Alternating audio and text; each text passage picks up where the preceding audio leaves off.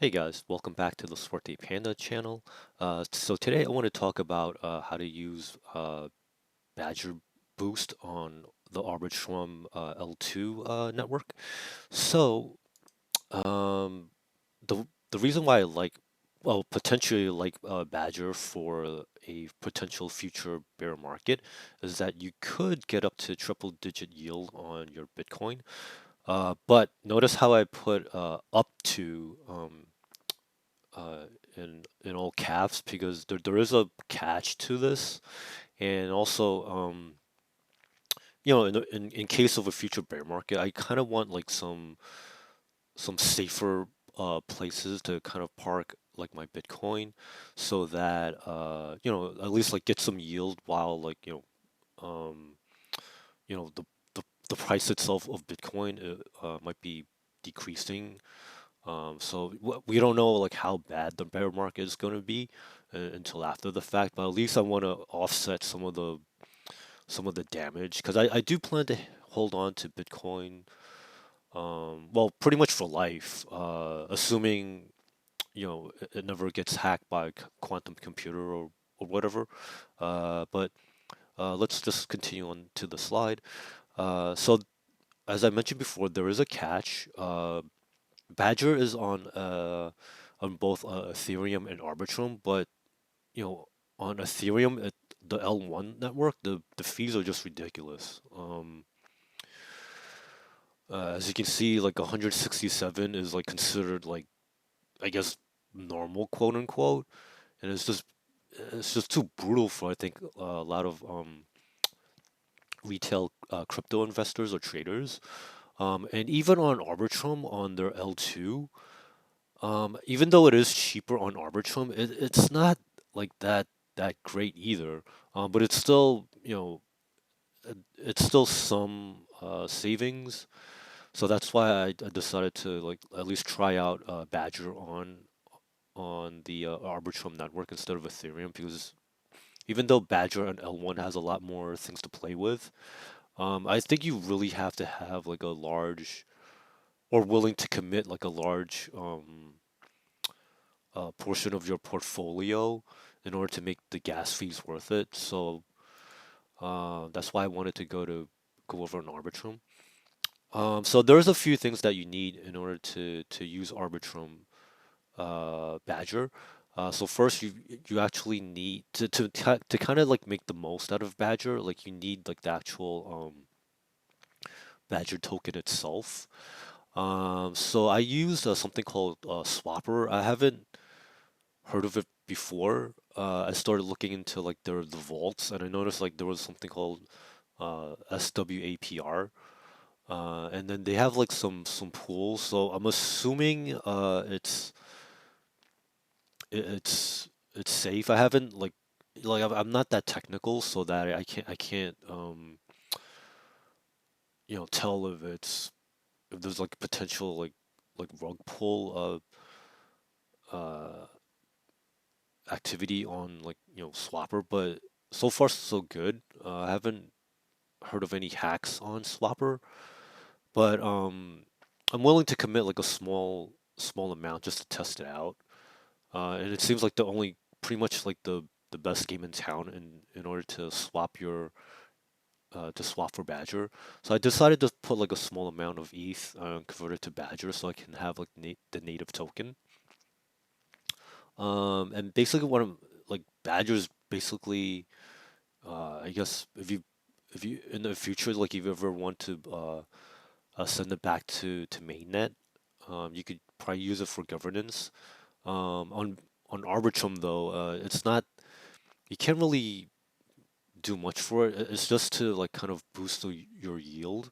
So you're basically just gonna leave it on your wallet. Then the next thing you're gonna need, depending on what kind of pool that you want, you'll probably want like either some curve, some sushi, or some like swapper liquidity pool tokens. So for in this example, I'm just gonna use Curve. That's just because I'm more familiar with it. I've used Curve on other networks like Polygon, Harmony, and now Arbitrum. Um, so in this particular pool, the CRV3 crypto, um, so it's like their tri crypto product. Unfortunately, it's only USDT, uh, wrapped Bitcoin and Ethereum right now. So I was willing to commit a little small, again, relatively small amount of wrapped Bitcoin to put in this pool, so I can get the LP token, because you're gonna need this later on, in order to get access to like the what they call set vaults on Badger. But you can use either wrapped Bitcoin, Ethereum, wrapped ETH, or USDT. It's really up to you. What I did was I just deposited like a relatively small amount. I think like around like $1,000 worth, but like the prices will keep changing, so I was willing to test it out. There's a few options here, like in order to get the most out of the Badger, you just deposit so you can get the LP token. Do not well, I mean, it's up to you if you want to maybe stake some later in Curve in order to get like the Curve tokens, but that's up to you for later. But for purposes of this video, this is only for to kind of boost Badger on Arbitrum. And so the next thing you want to go to is is the Badger website. If you go under like their boost section and go to like the boost optimizer tab, like I recommend that people like play around with like the proportion of native to non-native tokens, because that's how you're able to get a boost. Um, and like the formula is kind of like funky for me to work through. Um, Ideally, like just by playing around with it so far, like you want to try to have like kind of like the same proportion of native and non-native tokens. So let me explain what native tokens for Badger is. On Arbitrum, it's pretty simple. It's just the Badger token, because I think that's like the only available one right now. I think you could, if you wanted to bridge like some of the other tokens, like they have something called DIGG and IBBTC. So IBBTC is like their interest bearing Bitcoin, but in their set vaults there's really not much you can do with that. So I didn't bother with the dig or the IBBTC. Maybe in the future, if they kind of flesh it out a little bit more, maybe I'll consider it. But for right now, for purpose of this video, or at the time of this video, I'm just gonna use the Badger token, because that'll count as part of their native tokens. So like as you can see, like it's a little bit off. The boost you could get up to like 2000x, but unfortunately the price of the Badger token kind of dipped a little bit. While I was in the process of putting this together, so that kind of stinks. And then there's also the non-native token, which it's a little confusing for like if you're trying to first use it, because I just assumed that if I had some like wrap BTC or some Ethereum in my wallet, that it will pick it up, but it doesn't. Like what you have to do is like what they consider non-native tokens is the tokens that are available in their set vaults, and right now it's just what they call LP tokens, or liquidity provider tokens. So that's why I had to get some like the CRV3 crypto, and that's why I wanted to warn you not to stake it in the gauge, because I made the mistake of staking it first. Uh, because if you stake somewhere, like it won't be available in your wallet, and the this Magic Boost Optimizer, it won't be able to pick it up. So I actually had to get like another like $1,000 to worth of like the curve token, of this curve pool tokens, so that like it'll pick it up. So it's a little, you know, you know, it's not intuitive at first. So you have to kind of get used to it. So basically, like if I can help someone else out, like you want to have like a proportion, like like let's say for example you only want to commit like $1,000 like worth of each token. Like you basically have to have $1,000 worth of Badger token, $1,000 worth of like a non-native token, uh, just like sitting in your wallet, and then you also have to have like another $1,000 worth of like these like a that's like uh of the token again to deposit into like the said vault. Um, so I'm sorry like if I'm not explaining this like that clearly because it is a little confusing. So basically, you want to have like $1,000 worth of Badger, $1,000 worth of like say like Try Crypto pool sitting in your wallet, and then you have to have another $1,000 worth of like the Try Crypto um, deposited into the said vault in order to get the most out of like to get the most yield out of like the said vault. Um, and so that's where I made the mistake. I just assumed that if I deposit everything into like a vault or into like the Curve crypto, um, like it would automatically read it. But it was only like after like playing around with it that I kind of like understood like what it's trying to do. So like uh so even though the like if you see like right now I have like roughly like $2,000 worth of tokens into this pool, there's actually another $1,000 that's just sitting in my wallet that's unstaked in order to qualify for the I guess like to try to get like the most out of like the boost optimizer. Um, so that's kind of what I wanted to share with you guys so that like you don't make the same mistake and where you just like because I was staking and then unstaking and then like I was trying to figure out like what's going on.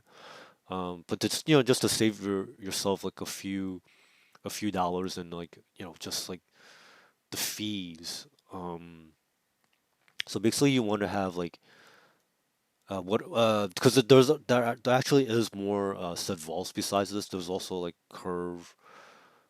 other curve pools like the Ren BTC to Wrap BTC, but it's a slightly lower yield at the time of this recording. And then there's also like some Sushi Swap LP tokens that you can also put in the said vault. So if you want like for some reason you wanted to try other vaults, you have to kind of keep in mind like the native to non-native, and then also like an additional LP tokens that's sitting in your wallet to kind of to make the most out of this uh like I guess these vaults. So like in the future, as long as I keep like my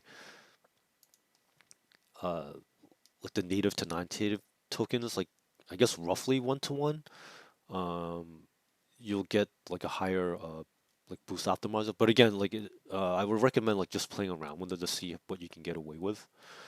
Um, because I'm not sure like if in the future like if I decided to add more, if I wanted to deposit more into like the vaults, if I can get away with just like keeping $1,000 worth of each in here, and then but if I wanted to like maybe bump my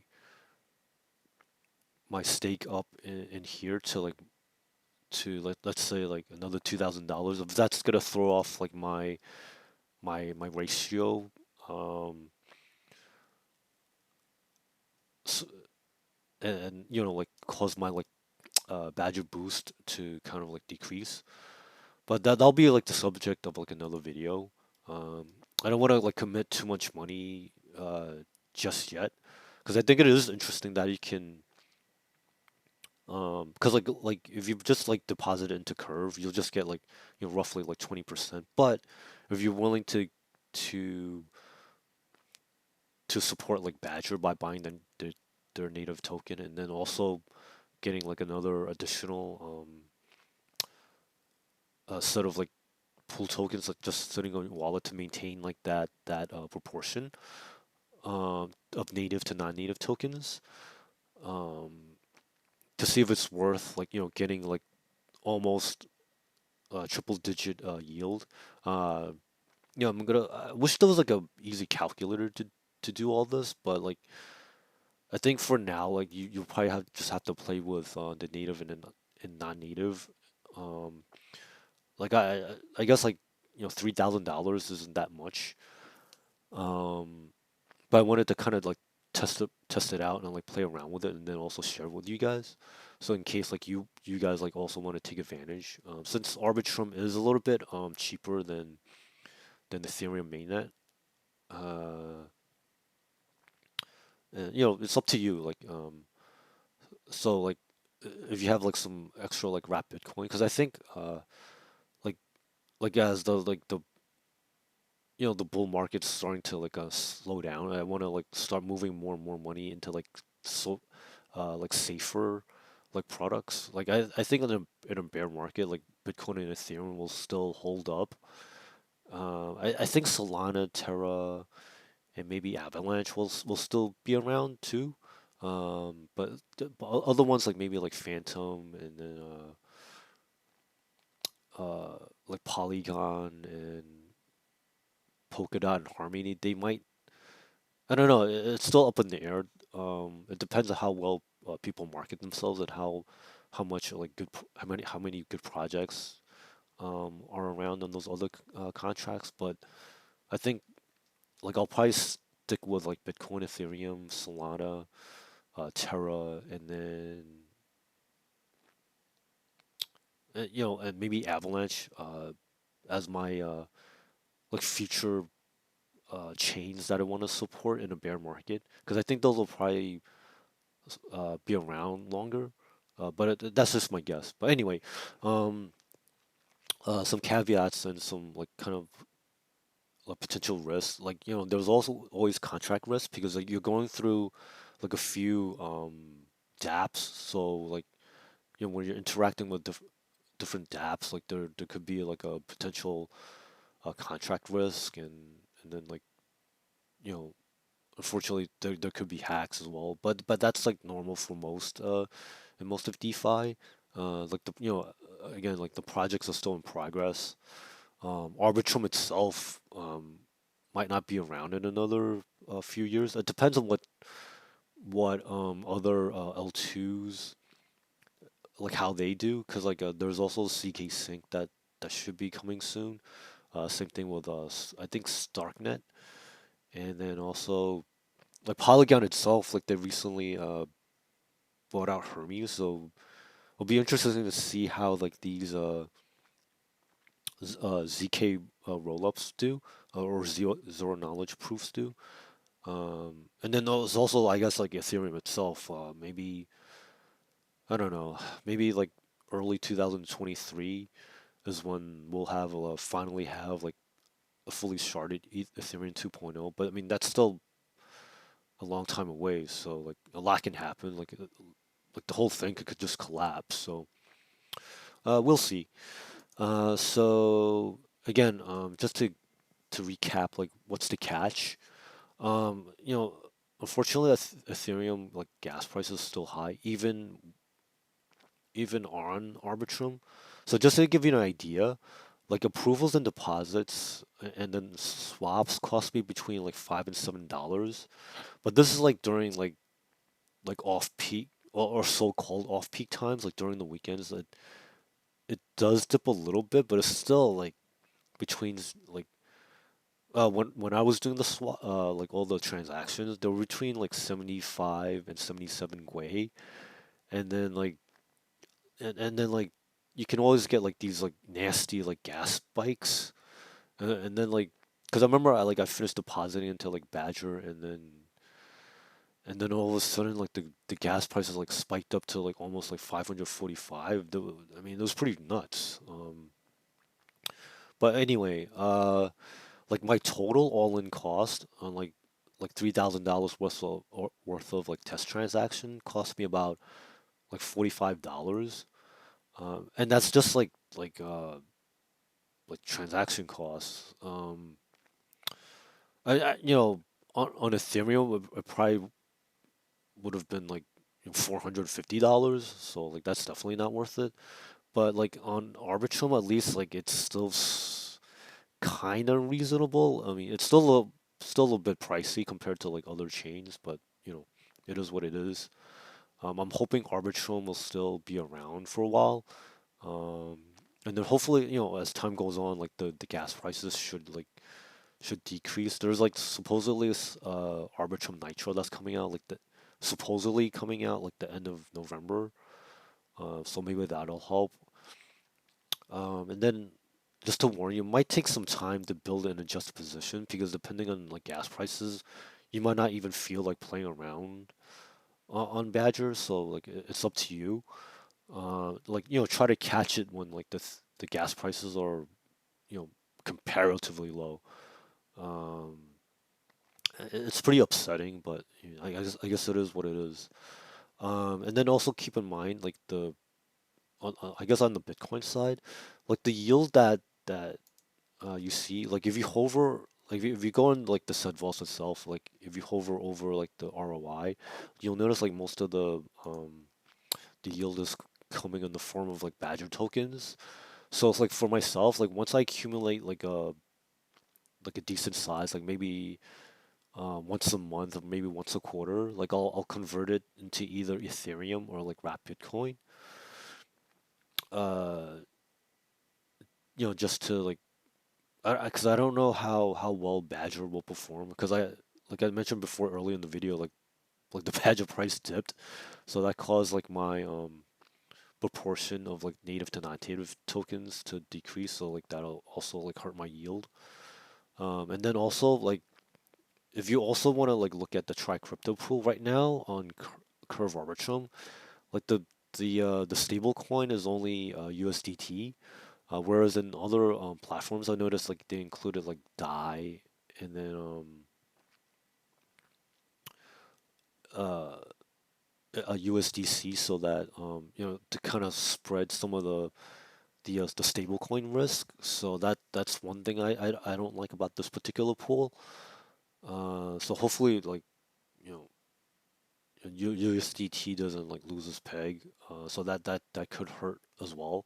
So that I wanted to warn you guys about that risk as well. But if you don't like that, like there are other like sub vaults you can kind of like consider. So yeah, I think the important part is just to uh like going back to like this boost optimizer is it is a little confusing at first, but then I guess like over time, like depending on how well the Badger token does, like your your your ratio could is likely to change, and then like you can adjust accordingly. So maybe in the future I can add like whatever Badger token I earn, I can kind of like put it back into the wallet so that this native token will the native token balance will increase, and then that'll help my my boost optimizer score. So yeah, that's it, guys. So like hopefully it wasn't too long and boring, and then if this helped if it helps someone, like I hope you guys can like and subscribe. That'll really help me out. I do want to make more of these type of videos, especially like we're late in the cycle. I want to like find ways and share ways that like safer places to park park your money and during a bear market. So that's something that I'm kind of interested in doing for you guys. So thank you and have a great rest of the day. Bye now.